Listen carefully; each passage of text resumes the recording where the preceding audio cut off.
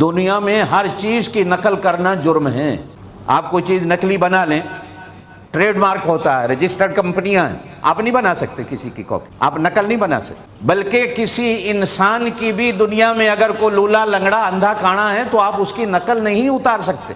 School میں مدرسے میں امتحانات ہیں تو آپ امتحان میں اگر نقل کرتے ہوئے پکڑے جائیں، آج کل ہمارے ہاں امتحان ہو رہے ہیں پاکستان میں، نقل ہر ملک میں ہر قوم میں گناہ ہے، جرم ہے. لیکن ایک نقل ایسی ہے جو قرآن کہتا ہے فرض ہے اور واجب ہے، کرنی ہے. اللہ وہ کون سی نقل ہے؟ نقل تو جرم ہے. اللہ کہتے ہیں میرے نبی کی نقل کرتے جاؤ، میرے نبی کے صحابہ کی نقل کرتے جاؤ، دین والوں کی نقل کرتے جاؤ. بس یہ نقل ایسی ہے، باقی ہر نقل تمہیں جیل میں پہنچا دے گی. یہ نقل ایسی ہے جو تمہیں جنت پہ پہنچا دے گی. بس اللہ کے نبی کی نقل کر.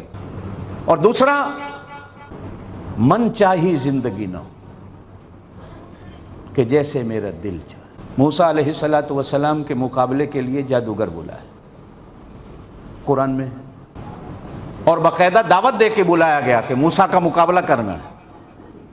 ڈھونڈ ڈھونڈ کر جادوگر ملک سے جمع کیے گئے. قال القوا، موسیٰ علیہ السلام بھی آئے ہیں، ڈنڈا ہاتھ میں ہیں، کھڑے ہیں.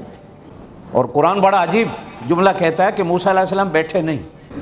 اب جادوگر بھی آئے تو جادوگر آ کے کہنے لگے کہ آپ پہلے اپنا جادو دکھاتے ہیں یا ہم اپنا جادو دکھائیں؟ موسیٰ علیہ السلام نے فرمایا پہلے تم دکھاؤ. اب انہوں نے اپنی رسیاں، لاٹھیاں، جو کچھ ہاتھ میں تھا پھینکی.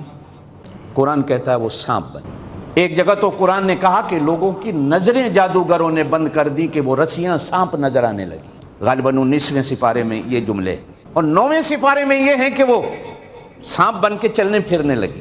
اب موسیٰ علیہ السلام کو اللہ کہتے ہیں وَأَوْحَيْنَا إِلَىٰ مُوسَىٰ أَنْ أَلْقِ عَصَاكَ، اے میرا موسیٰ جس ڈنڈے کے سہارے تو کھڑا ہے اس ڈنڈے کو پھینک.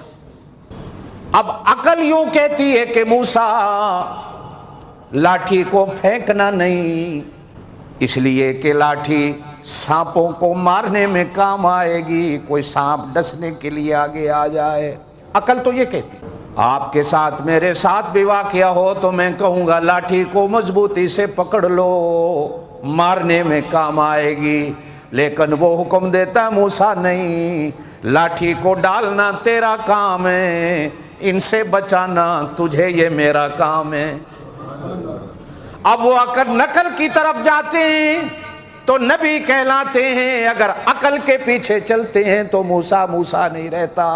اللہ نے کہا پھینک. اب موسیٰ علیہ السلام نے لاٹھی پھینکی، ایسا اژدہا بنا، ایسا سانپ بنا، ایسا منہ کھولا کہ جتنے سانپ زمین پہ گھوم رہے ہیں سب کو منہ میں لے کے نگل گیا.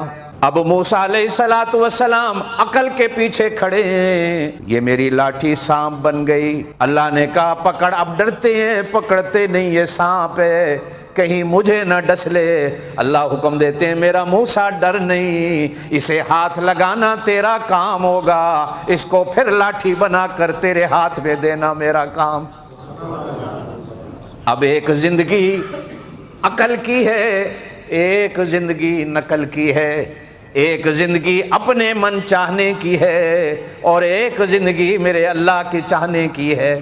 پھر ایک دن اور آیا موسیٰ علیہ السلام اپنی قوم کو لے کر ملک مصر سے نکلے. آگے دریا آیا، پیچھے فرعون کی فوجیں آ گئیں.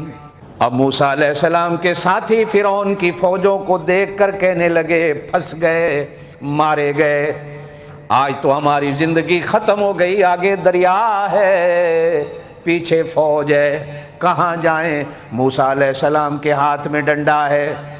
عقل کہتی ہے ڈنڈا ہاتھ میں لے کے کھڑا ہو، اور نہیں تو دو چار کے سروں میں تو مار لے گا، اپنے آپ کو بچا لے گا.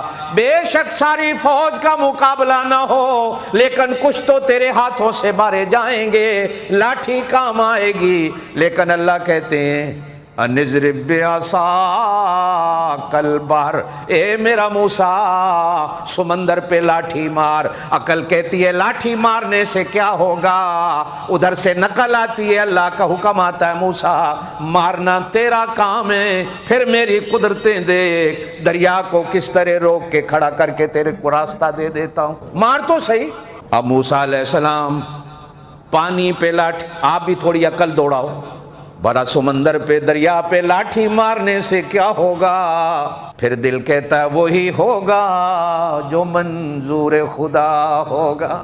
واہ میرا اللہ، ایک نقل کی دنیا ہے، ایک عقل کی دنیا ہے، ایک من چاہی دنیا ہے، ایک رب چاہی دنیا ہے۔ جب بندہ رب چاہی زندگی گزارتا ہے، اللہ پاک میرے چلنے کے راستے بھی دریاؤں میں خود بنا دیتا، وہ خود بناتا۔